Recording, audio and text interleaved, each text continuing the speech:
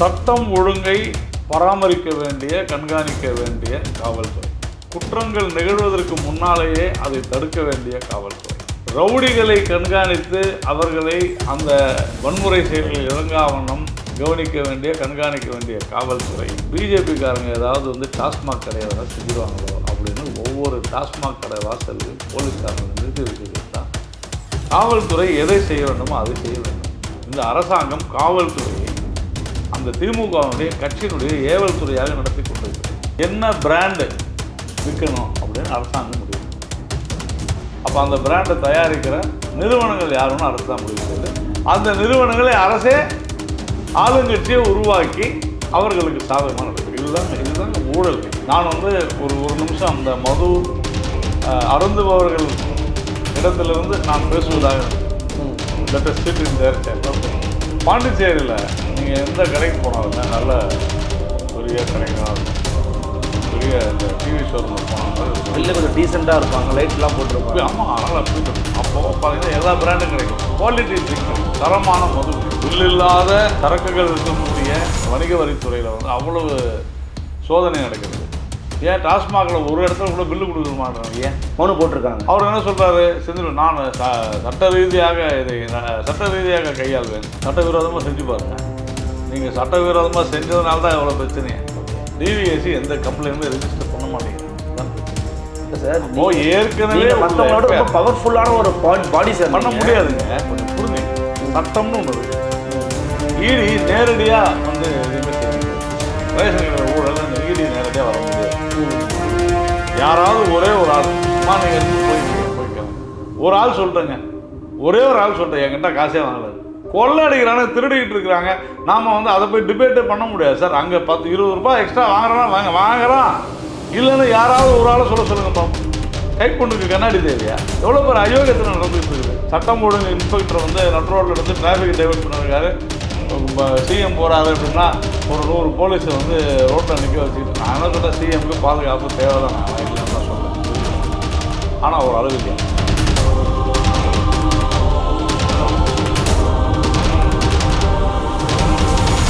நிம்மதி property management. Contact 7667008999. அன்னை furnitures, அன்னை திருமண சீர்வரிசை பொருட்கள், டிவி, ஃபிரிட்ஜ், வாஷிங் மெஷின் உள்ளிட்ட 200க்கும் மேற்பட்ட பொருட்கள் அடங்கிய திருமண சீர்வரிசை ரூபாய் 99,000 மட்டுமே. தமிழகம் முழுவதும் இலவச டோர் டெலிவரி. தொடர்புக்கு 7550014440 9345044044. ஃபோர்த் எஸ்டேட் தமிழ் நேயர்களுக்கு அருள்மொழிவர்மனின் அன்பார்ந்த வணக்கங்கள். இது உங்கள் ஃபோர்த் எஸ்டேட் தமிழ் வழங்கும் பெரிதும் பெரிதும் நிகழ்ச்சி. இன்றைக்கு நம்மோடு சிறப்பு விருந்தினராக இணைந்திருக்கிறார் பாரதிய ஜனதா கட்சியினுடைய துணைத் தலைவர் மரியாதைக்குரிய திரு நாராயணன் திருப்பதி அவர்கள். வணக்கம் சார். வணக்கம் அவர்கள். எப்படி இருக்கீங்க? நல்லா இருக்கு. மற்றற்ற மகிழ்ச்சி. அண்மையில் தமிழகத்தில் நடந்து கொண்டிருக்கும் நிகழ்வுகள் நீங்கள் பார்த்துருப்பீங்க சார். குறிப்பாக சொல்லணும் அப்படின்னா, ஒரு மணல் விவகாரம் தொடர்பாக தட்டி கேட்ட ஒருத்தர், ஜபகர் அலின்னு ஒரு சமூக செயற்பாட்டாளர் படுகொலை செய்யப்பட்டாருங்கிற செய்தியை பார்த்தோம். அதன் பிறகு கஞ்சா போன்ற போதைப் பொருட்களை எதிர்த்து போராடின ஒரு நபர் படுகொலை செய்யப்பட்டார். இப்போ அண்மையில் இன்னொரு இஸ்லாமிய சகோதரர் ஒருத்தரும் படுகொலை செய்யப்பட்டிருக்கிறாரு. அந்த வகுப்பு சொத்துகள் தொடர்பாக 2 மாதங்களுக்கு முன்னாடி முதலமைச்சருக்கு நோக்கி ஒரு கோரிக்கை வச்சு வீடியோ போட்டவர். முதலமைச்சர் எடுத்து சட்டமன்றத்தில் பேசும்போது சொல்கிறாங்க, 2 மாதத்துக்கு முன்னாடி அவர் போட்டார், நாங்கள் அப்புறம் பாதுகாப்பெல்லாம் கொடுத்துக்கிட்டு தான் இருந்தோம், இந்த விவகாரத்தோடு 3 பேர் கைது பண்ணியிருக்கிறோம்னு சொல்கிறாரு. இந்த நிகழ்வுகளை நீங்கள் எப்படி பார்க்குறீங்க ஒரு எதிர்க்கட்சியா? தமிழகத்தில் சட்டம் ஒழுங்கு சீர்கேடு என்பது மிக மோசமான நிலையை எட்டியிருக்கிறது என்று தான் நான் சொல்றேன். உதாரணத்துக்கு சொல்லணும்னா, சட்டம் ஒழுங்கை பராமரிக்க வேண்டிய, கண்காணிக்க வேண்டிய காவல்துறை. குற்றங்கள் நிகழ்வதற்கு முன்னாலேயே அதை தடுக்க வேண்டிய காவல்துறை. ரவுடிகளை கண்காணித்து அவர்களை அந்த வன்முறை செயல்களில் இறங்காவண்ணம் கவனிக்க வேண்டிய, கண்காணிக்க வேண்டிய காவல்துறை. பிஜேபிக்காரங்க ஏதாவது டாஸ்மாக் கடையை ஏதாவது செஞ்சுருவாங்களோ அப்படின்னு ஒவ்வொரு டாஸ்மாக் கடை வாசல்லையும் போலீஸ்காரங்களை நிறுத்தி வச்சுக்கிறது தான் ஒரு படு மோசமான ஒரு செயலாக இருக்கிறது. காவல்துறை எதை செய்ய வேண்டுமோ அதை செய்ய வேண்டும். இந்த அரசாங்கம் காவல்துறையை அந்த திமுகவினுடைய கட்சியினுடைய ஏவல் துறையாக நடத்தி கொண்டிருக்கிறது. என்ற தினம் கூட நான் பார்க்கிறேன், டாஸ்மாக் வெளியே 2 பேர் 3 பேர் போலீஸ்காரங்க நிற்கிறாங்க. அப்புறம் எப்படி சட்டம் ஒழுங்கு இருக்கும்? ஏதாவது பிரச்சனை நடந்துடுமோன்றதுக்காக பண்ணுவாங்களா சார்? என்ன கேட்குறேன், என்ன பிரச்சனை நடக்கும்? குடிச்சிட்டு யாராவது வம்பு கம்பு பண்ணாங்கன்னா பெண்கள் அதுக்கு இல்லை, டெய்லி நிற்கலையே. அப்போது 2 விஷயம். ஓகே, நீங்கள் சொல்கிறபடி தினம் அதுக்காக நிற்கிறாங்கன்னு சொன்னால் அப்போ அரசே இது போன்ற செயல்களை ஊக்குவிப்பதாகத்தான் அர்த்தமாகிறது. அதனால் உடனடியாக அதை மூட வேண்டிய கடமை அரசாங்கத்துக்கு. உண்மைதான் அது. ஓகே, சரியா? இரண்டாவது, நான் சொன்னது பாஜகவினுடைய ஆர்ப்பாட்டத்திற்கு பிறகு திரு அண்ணாமலை அவர்கள் நாங்கள் அறிவித்து ஜனநாயக ரீதியாக அறிவித்து அனுமதி கேட்டு போராட்டம் பண்ணாதானே செய்கிறீங்க, அறிவிக்காமலே போராட்டம் பண்ணுறோன்னு சொன்னதுனால பயந்து போய் தமிழ்நாட்டில் இருக்கிற 5000 டாஸ்மாக் கடைக்கு இன்றைக்கி வந்து போலீஸை கொண்டு போய் நிறுத்துறது என்ன மாதிரியான விஷயம்? அப்போ நீங்கள் எப்படி சட்டம் ஒழுங்கை பாதுகாக்க முடியும்? திடீர்னு நீங்கள் போய் உங்கள் கட்சிக்காரங்க வச்சு கடையை உடைச்சிட்டிங்கன்னா அது எப்படிங்க உடைப்பாங்க? இப்போ எவ்வளோ அதையும் மீறி ஒவ்வொரு டாஸ்மாக் கடையில் போய் படம் ஓட்டிகிட்டு தான் இருக்கிறாங்க. ஸ்டாலின் படத்தை போய் ஜனநாயக ரீதியாக தமிழக முதலமைச்சர் சார் அந்த டாஸ்மாக் கடையில் போய் ஓட்டுறீங்க, ஓட்டக்கூடாது. ஏன் கேவலமா? டாஸ்மாக்னா கேவலமா? எனக்கு தனிப்பட்ட முறையில் நான் கேவலமாக பார்க்குறேன். அப்படின்னா என்னை அருள்மொழிவர்மனா கேட்டிங்கன்னா நான் கேவலமாக பார்க்குறேன். அப்படின்னா அரசாங்கம் நடத்துறது அதை விட கேவலம் இல்லையா? அதுதான் நான் சொல்கிறோம். அது கேவலம் என்றால் அதை விட கேவலம் இல்லை. அரசாங்கமே எப்படி நடத்த முடியும்? நடத்தாதீங்க. விஷயம் என்னன்னா அரசாங்கம் நடத்துறது கூட ஒரு பிரச்சனை இல்லை சார். அதில் நடக்கக்கூடிய முறைகேடுகள், ஊழல், லஞ்சம், அதில் நடக்கக்கூடிய பல்வேறு அதன் மேலே இருக்கக்கூடிய குற்றச்சாட்டுகள் என்ன காரணம்? மோனோபொலி ஆகிட்டாங்க. நம்ம ப்ரொஹிபிஷனுக்குள்ளேயே நான் போகலை. ஓகே, மது விலக்கு வேண்டுமா வேண்டாமா அதுக்குள்ள நான் போகலை. தனி சப்ஜெக்ட் அது தனி சப்ஜெக்ட். ஒரு வியாபாரம் நடக்கிறது. அந்த வியாபாரத்தை ஒரே ஒரு இயந்திரம் தான் அதை கட்டுப்படுத்துகிறது, அரசு இயந்திரம். இந்த வியாபாரத்தை கவர்மெண்ட் தான் கட்டுப்படுத்துது. அப்போது அந்த எப்படி கட்டுப்படுத்துது அப்படின்னு சொன்னால் அரசு முடிவு செய்கிறது என்ன பிராண்டு விற்கணும் அப்படின்னு அரசாங்கம் முடிவு பண்ணும். அப்போ அந்த பிராண்டை தயாரிக்கிற நிறுவனங்கள் யாருன்னு அரசு தான் முடிவு செய்யுது. அந்த நிறுவனங்களை அரசே ஆளுங்கட்சியை உருவாக்கி அவர்களுக்கு சாதகமாக நடக்கும். இதுதாங்க ஊழலுடைய மொத்த விஷயமே. தங்களுக்கு வேண்டப்பட்ட நிறுவனங்களுக்கு இந்த விற்பனையை கொடுக்கிறார்கள். 50,000 கோடி ரூபாய் வருவாய் ஒரு வருடத்திற்கு வரக்கூடிய ஒரு விஷயத்தில் கொடுக்குறாங்கன்னு சொன்னால் இதை விட முறைகேடு வேறு என்ன இருக்க முடியும்? அப்போது அவர்கள் சொல்கிறது தான், அவங்க கொடுக்கறது தான் ட்ரிங்க்கு, அவங்க கொடுக்கறது தான் மது, அதில் நடக்கக்கூடிய ஊழல், இதுதான் பிரச்சனையே. இதுதான் முறைகேட்டினுடைய மொத்த உருவமாக இருக்கிறது. நீங்கள் இது என்னன்னு கேட்கலாம். பாண்டிச்சேரிக்கு போங்க. நான் வந்து ஒரு நிமிஷம் அந்த மது அருந்துபவர்கள் இடத்திலிருந்து நான் பேசுவதாக நினைக்கிறேன். Let us sit in their chair. Okay, பாண்டிச்சேரியில் நீங்கள் எந்த கடைக்கு போனாலுமே நல்ல பெரிய கடைகளாக இருக்கும். ஒரு பெரிய இந்த டிவி ஷோரூமில் போன மாதிரி ஒரு வெளில கொஞ்சம் டீசெண்டாக இருப்பாங்க, லைட்லாம் போட்டுருப்பாங்க. ஆமாம், அதனால் ஃபீல் இருக்கும். அப்போது பார்த்தீங்கன்னா எல்லா பிராண்டும் கிடைக்கும், குவாலிட்டி ட்ரிங்க் கிடைக்கும், தரமான மது கிடைக்கும். ஸோ அவங்களுக்கு அந்த உடல் நலத்திற்கு அவர்களுடைய உடலுக்கு தகுந்த மாதிரியான ட்ரிங்க், அதை ஒத்துக்கிற மாதிரி ட்ரிங்க் வாங்கிப்பாங்க. அவங்க விருப்பம், கிளைண்டோட விருப்பம். அது வந்து பையர்ஸ் மார்க்கெட், அது வாங்குபவர்களுடைய சந்தை பாண்டிச்சேரி. இது விற்பவருடைய சந்தை, இது தமிழ்நாடு செல்லர்ஸ் மார்க்கெட். யார் விற்கிறார்கள்? அரசாங்கம் விற்கிறது. நான் சொல்கிறத நீ வாங்கிட்டு போ. ஹிந்தி திணிப்புன்னு சொல்கிறீங்களே நீங்கள், இதை வந்து இப்படி திணிக்கிறீங்களே, இது என்ன சொல்லுது? மதுக்கிறது திணிக்கிறீங்களா? மது திணிப்பு இல்லை, உண்மை அது சார். டெல்லியில் தான் நடந்துச்சு. டெல்லியில் அரசாங்கமே ரன் பண்ணுறாங்க. அப்போது டெல்லியில் பார்த்தீங்கன்னா எங்கேயுமே எல்லா இதுவும் கிடைக்காது. இப்போ உதாரணத்துக்கு நீங்கள் தமிழ்நாட்டில் மது கடைகளில் போனீங்கன்னா கிங்ஃபிஷர் பியர், லேகரு, ப்ரீமியம் நிறைய மாடல். இதுங்க எது கேட்டாலும் அது இல்லைங்க இதாக இருக்குது அப்படின்போம். இதாக இருக்கும், வாங்கிட்டு போ 100 ரூபா அப்படின்னா 120 ரூபா கொடு. இது ஒரு அயோக்கியத்தனம். அப்போது ஆனால் அது பாண்டிச்சேரி நடக்குதுன்னா கிடையாது.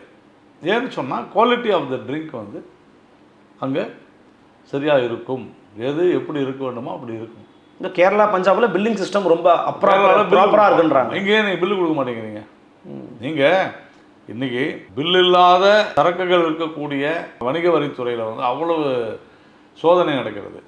ஏன் டாஸ்மாகில் ஒரு இடத்துல கூட பில்லு கொடுக்க மாட்டேறாங்க? ஏன்? அப்போது அயோக்கியத்தனத்தினோட மொத்த உருவமாக இது இருக்குது. இப்போது இடி என்ன கண்டுபிடிக்கிறாங்க? மது ஆலைகள், மது புட்டி தயாரிக்கிறவர்கள், டாஸ்மாக் குடோன், அங்கேருந்து மதுபான கடைகள், டாஸ்மாக் கடைகள். அப்போது இந்த நெக்ஸஸ் வந்து எல்லாரும் அமைச்சர் என்ன சொல்கிறாரு?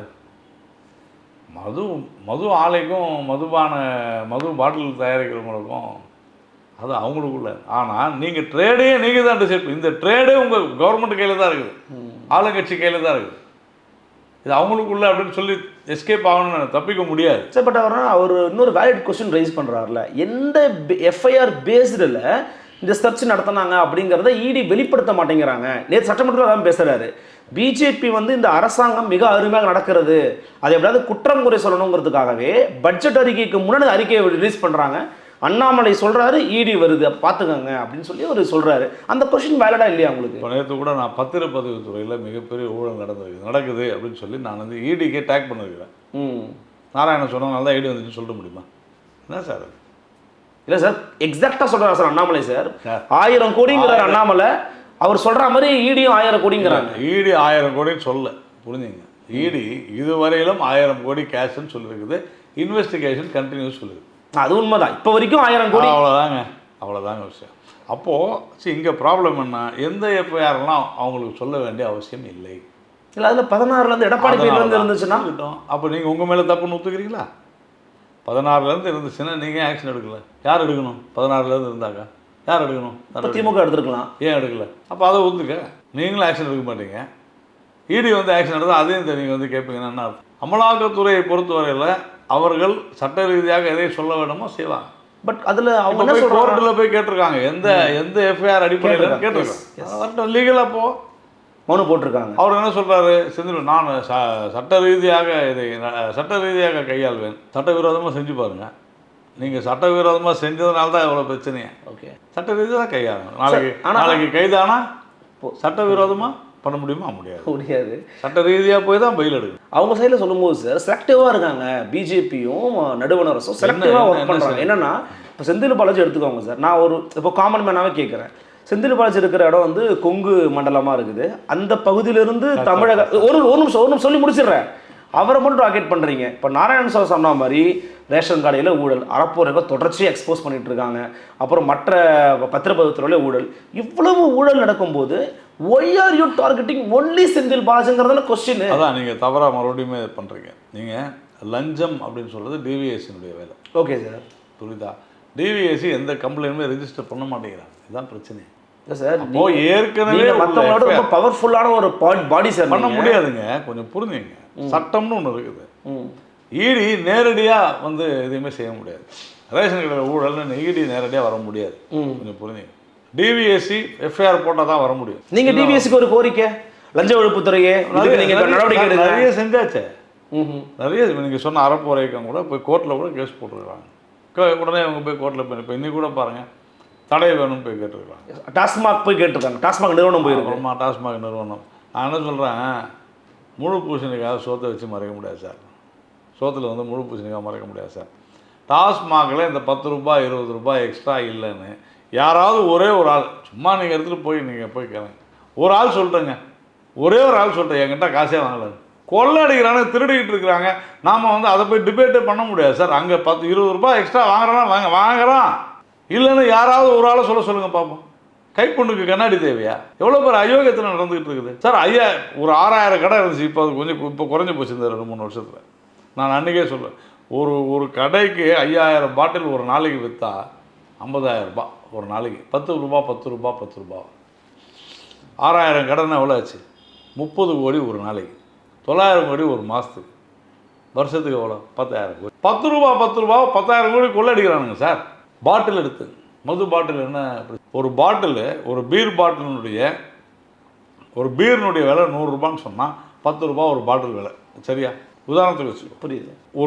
அதாவது 100 ரூபா பீர் வாங்கும்போது அந்த பீர்னுடைய இருக்கக்கூடிய பாட்டில் செய்கிறதுக்கு 10 ரூபா.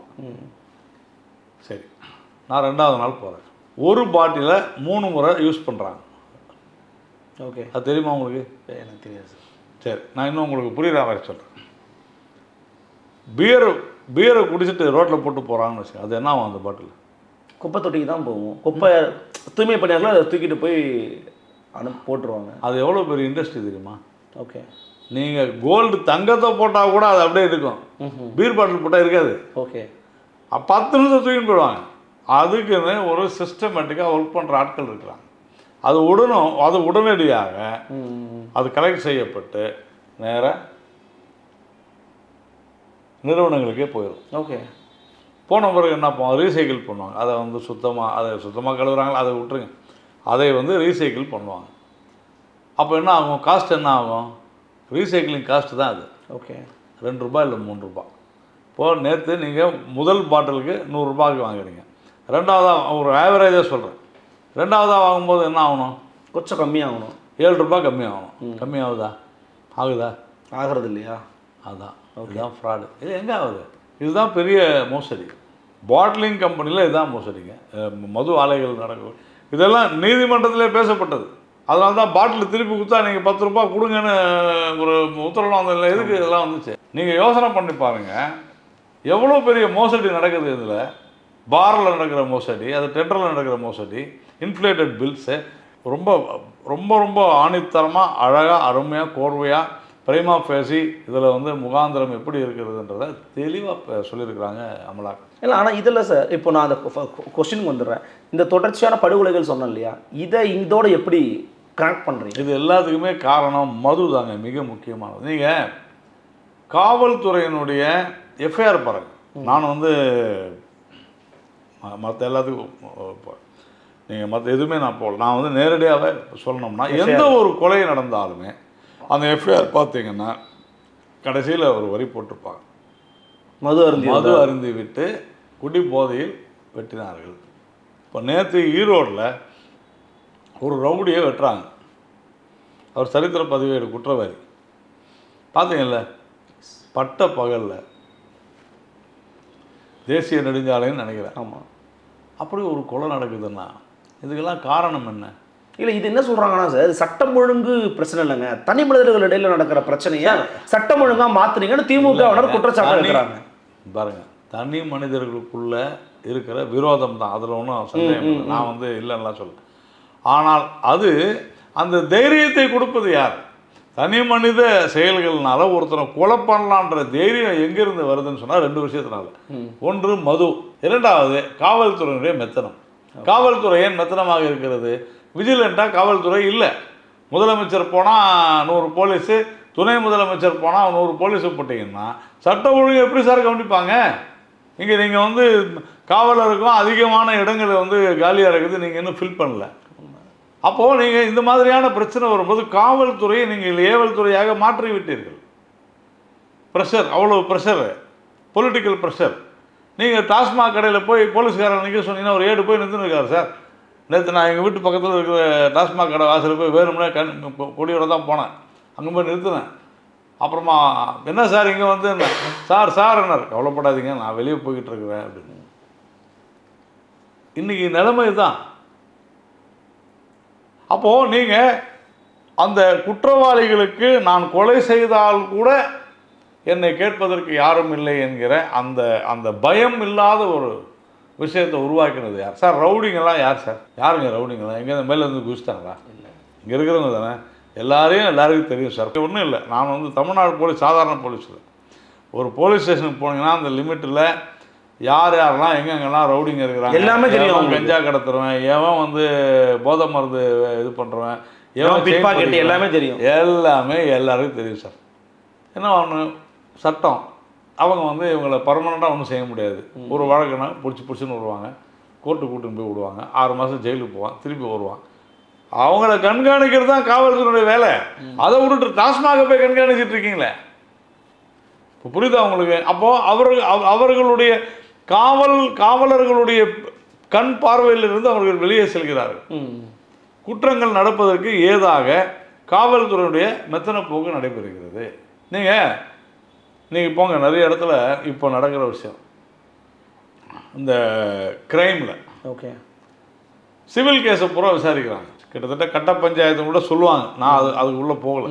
நான் என்ன சொல்கிறேன், காவல்துறைக்கு சிவில் கேஸை விசாரிக்க வேண்டிய அவசியம் இல்லை. ஓகே, நீங்கள் என்னத்துக்கு வந்து செக் பவுன்சிங் கேஸை நீங்கள் பார்க்கணுன்னு அவசியம் இல்லையா? அதுக்கு தான் 138 நெகோசியபிள் இன்ஸ்ட்ருமெண்ட்ஸ் ஆக்ட் இருக்கு. குற்றவியல் காவல்துறை ஒரு காவல் நிலையத்தில் என்ன செய்யணுமோ அதை தான் செய்யணும். நீங்கள் கட்ட பஞ்சாயத்து செய்ய வேண்டிய அவசியம் இல்லை. ஏன் செய்கிறீங்க? குற்றத்தை எப்படி தடுப்பீங்க? இல்லை நடந்த குற்றத்தை எப்படி கண்டுபிடிப்பீங்க? சட்டம் ஒழுங்கு இன்ஸ்பெக்டர் வந்து நட்ரோடில் இருந்து டிராஃபிக் டைவர்ட் பண்ணிருக்காரு, சிஎம் போகிறாரு அப்படின்னா ஒரு 100 போலீஸை வந்து ரோட்டில் நிற்க வச்சுக்கிட்டு, நான் என்ன சொல்கிறேன், சிஎம்க்கு பாதுகாப்பு தேவை தான், நான் இல்லைன்னா சொல்ல இருக்கட்டும். ஆனால் ஒரு அளவு இல்லையா? நீங்கள் எடுத்து படித்து பாருங்கள். திரு ஸ்டாலின் அவர்கள் முதலமைச்சர் ஆன உடனே சொன்னது, நான் போகும் பாதையில் பெண் காவலர்கள் யாருமே நிற்க மாட்டார்கள், அவர்களை வந்து பகல் நேரத்தில் இரவு நேரத்தில் யூஸ் பண்ண மாட்டோம், வெயிலில் நிறுத்த மாட்டோம். இன்னைக்கு நிறுத்துகிறாங்களா இல்லையா? இரவு நேரங்களில் கூட பெண்கள் வந்து பாதுகாப்பு பணியில் இருக்கிறாங்க. இது தவறா இல்லையா அப்படின்றது தான் நம்மளுடைய கேள்வி. அப்போது நீங்கள் காவல்துறையை சுதந்திரமாக விட வேண்டும். அரசியல் அழுத்தம் கொடுக்கிறீர்கள். ஒரு பிரச்சனை அப்படின்னு சொன்னால் அரசியல் அழுத்தம். யார் அந்த சார்?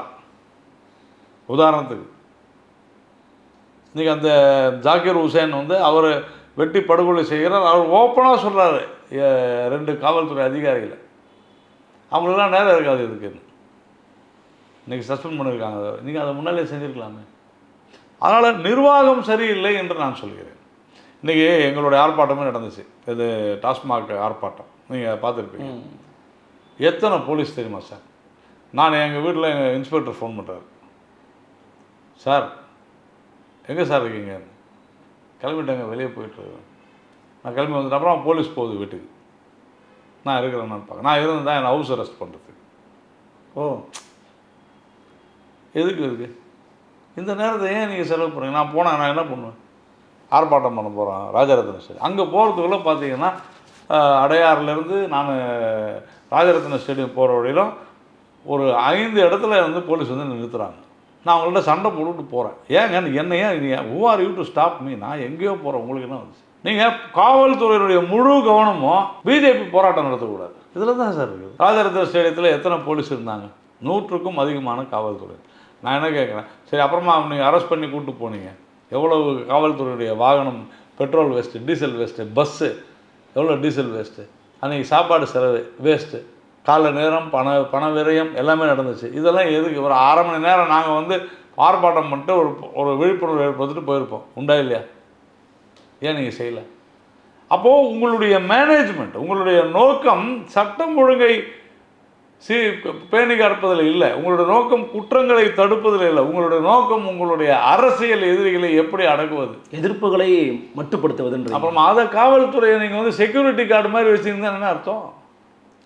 இன்னொரு கொஷின் பண்ணுறாங்க சார். ஃபார் எக்ஸாம்பிள் இப்போ பார்த்தீங்கன்னா அண்மையில் நான் வெளியிட்ட சில அறிக்கைகள், விஜயோட அறிக்கையாக இருக்கட்டும், சீமானோட அறிக்கையாக இருக்கட்டும், இடி வந்து ரொம்ப குறைவாக மதிப்பீடு போட்டிருக்கிறாங்க, அவங்க ரொம்ப அதிகமாக போடணும். இன்னும் ஒரு படி மேலே போய் விஜய் சொல்கிறாரு, நீங்கள் இப்படி போராட்டம் பண்ணலாம், யூ ஆர் இந்த பவர், நீங்கள் போய் இதுக்கு ப்ரொடெஸ்ட் பண்ணிக்கிட்டு இருக்கீங்க, நாடகம் போடுறீங்க திமுகவும் பிஜேபிங்கிறாரு. அது விஜயினுடைய அறியாமையை, முதிர்ச்சியின்மையை குறிக்கிறது. எதனால் சொல்கிறீங்க? எதனாலன்னு சொன்னால், அமலாக்கத்துறையானது பேஸ்ட் ஆன் எஃப்ஐஆர் தான் வராங்க. எஸ், உண்மைதான். ஸோ இது வரைக்கும் நடவடிக்கை ஏன் எடுக்கலை? இது நடந்திருக்குது. செந்தில் பாலாஜி ராஜினாமா செய்யணும், முதல்வர் பொறுப்பேற்க வேண்டும். இதை சொல்கிறது எனக்கு உரிமை இருக்குது சார். அமலாக்கத்துறைக்கும் பிஜேபிக்கும் சம்மந்தம் இல்லை. அமலாக்கத்துறை என்பது தனி அமைப்பு. அதனால் அவங்க அந்த வேலையை செய்கிறாங்க. நான் ஒரு அரசியல் கட்சியை நான் என்ன சொல்கிறேன், ஐயோ இந்த மாதிரி நடந்திருக்குதே, மாற்றம் கொண்டு வாங்க அப்படின்னு சொல்கிறதுக்கு எனக்கு உரிமை இருக்குது. இல்லை சார், நீங்கள் ப்ரொடெஸ்ட் பண்ண வேண்டிய அவசியமே இல்லை. நீங்கள் இப்படி பண்ணாலே நடக்கும்ன்றாங்க அவங்க. Because you are in the power. Sir நான் சொல்கிறது நல்லா புரிஞ்சுங்க. Because they are in power, we are protest. அவங்க அதிகாரத்தில் இருக்கிறதுனால நாங்கள் ப்ரொடெஸ்ட் பண்ணுறோம். அவங்கள விட உயர்ந்த அதிகாரத்தில் அதுதான் இல்லை, நான் இல்லைன்னு சொல்கிறேங்க. நான் தான் சொல்கிறேன் அவங்களுக்கு. அதனால தான் அறியாமைன்னு முதிர்ச்சியற்ற ஒரு அரசியல் நான் சொன்னேன். முதிர்ச்சியற்ற அரசியல் நான் சொன்னேன். விஜய்க்கு தெரியல, தவறு. நான் என்ன கேட்குறேன், இந்த மாதிரியான ஒரு சூழ்நிலையில் இந்த நேரத்தில் அந்த மாதிரியான அறிக்கை கொடுக்கலாமா? அதை நீர்த்து போக செய்யும் மாதிரி ஒரு அறிக்கை வருது தாவே கலந்து. அதனால தான் பி டீம், திமுகவோட பி டீம்னு சொன்னார் எங்கள் மாநிலத்தில் அண்ணாமலை. அது சரியா சார்? அது 100% சரி. எப்படி திமுக எப்படின்னு சொல்கிறாங்க? மற்றதெல்லாம் விடுங்க. டாஸ்மாகை பொறுத்தவரையில் இந்தியாவிலேயே தமிழ்நாட்டில் தான் அதிக இளம் விதவைகள் இருக்காங்கன்னு சொன்னது யார்? அம்மையார் கனிமொழி. அப்போது நேற்று என்ன சொல்கிறாரு அமைச்சர் ரகுபதி, அந்த மாதிரிலாம் எந்த கிராமத்துலையும் யாரும் சொல்லவே இல்லை, எங்கேயுமே சொல்ல, சும்மா சொல்கிறாங்கன்னு. அப்போ கனிமொழி சும்மா சொல்கிறாங்களா? சொன்னதே கனிமொழி தான். என்ன சொன்னாங்க? மதுவினால் ஏற்படும் உயிரிழப்புகள். சரி, மதுவினால்னா ஏதோ ஒரு மது வந்துருச்சா? இல்லையே. இங்கே வந்து ஒரே மது தான். கள்ளசாராயம் ஓடுதுன்னு ஒத்துக்கிறாங்களா? இல்லையே, இல்லைன்றாங்க. கள்ளசாராயம் பண்ணுறாங்களா சார்? அவங்க அரசாங்கம் இல்லைன்னு சொல்கிறாங்கல்ல. வெளி மாநிலங்கள் வரதில்லை. அப்போது நீங்கள் கொடுக்குற மது தான் டாஸ்மாக் மூலமாக. அப்போ அதனால தான் நடக்குது. எப்படி அமைச்சர் இல்லைன்னு சொல்லுவார்?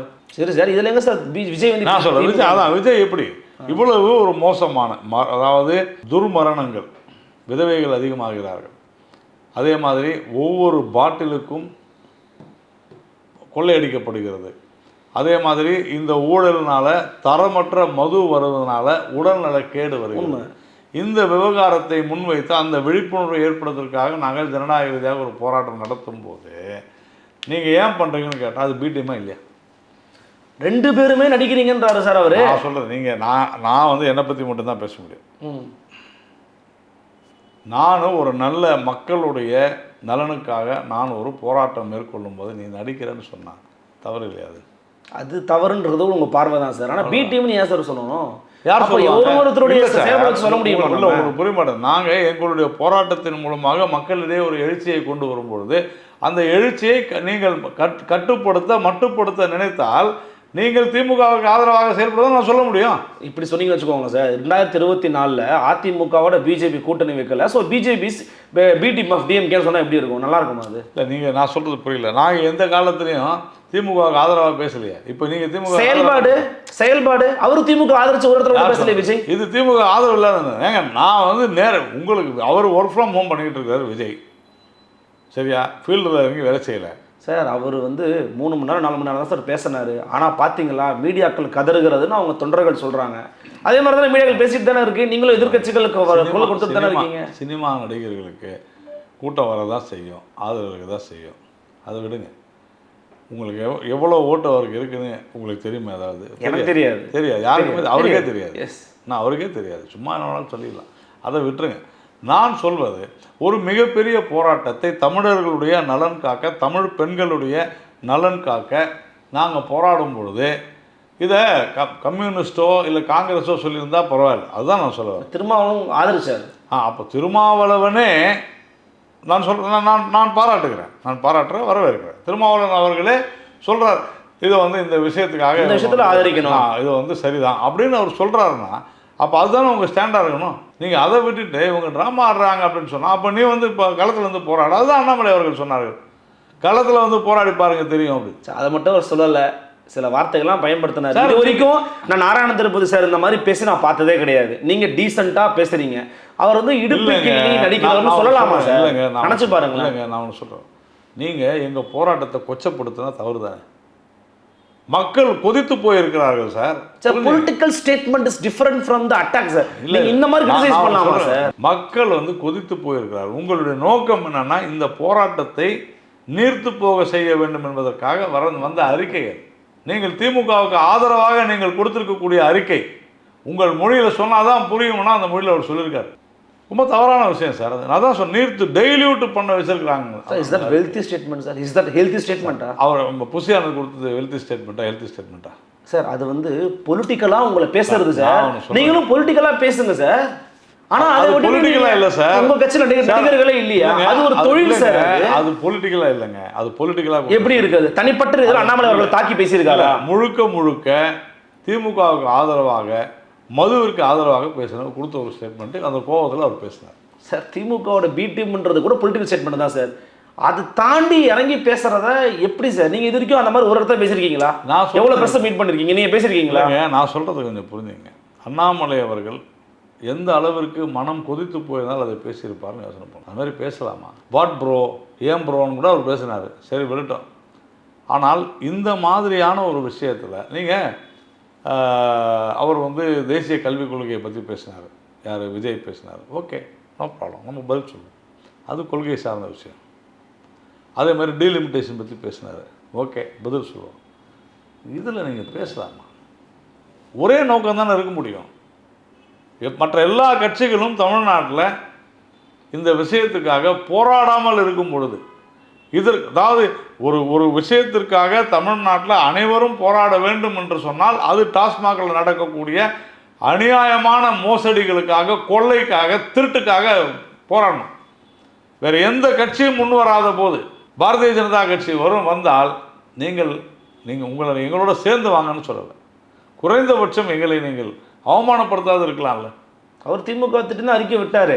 1000 கோடிங்கிறது கம்மிங்க, ஈடி வந்து பொய் பேசிக்கிட்டு இருக்கு, இன்னும் நிறைய கோடி இருக்குன்னு சொல்றாரு. நான் சொன்ன சரியா போச்சு, அறியாமைன்னு. ஈடி ஸ்டேட்மெண்ட்ல அதான் சொல்லியிருக்காங்க. இன்வெஸ்டிகேஷன் கண்டினியூஷன் என்ன இருக்கும்? தொடர்கிறது. அப்புறமா என்ன வரும்? நேற்று கூட சில செய்திகளில் பார்த்தேன், வந்திருக்குது. அதனால் நீங்கள் படிக்காமையே இஷ்டத்துக்கு பேசுனீங்கன்னா உங்களுக்கு யாரோ எழுதி கொடுத்து பேச வைக்கிறாங்கன்னு தானே அர்த்தம். கோவம் வரதாங்க செய்யும். பலவிதமான கேள்விகளுக்கு ரொம்ப எளிமையாக விளக்கமாக உங்களோட பதில்களை கொடுத்தீங்க. மிக்க நன்றி. நன்றி. நன்றி. மீண்டும் சந்திக்கலாம். வணக்கம்.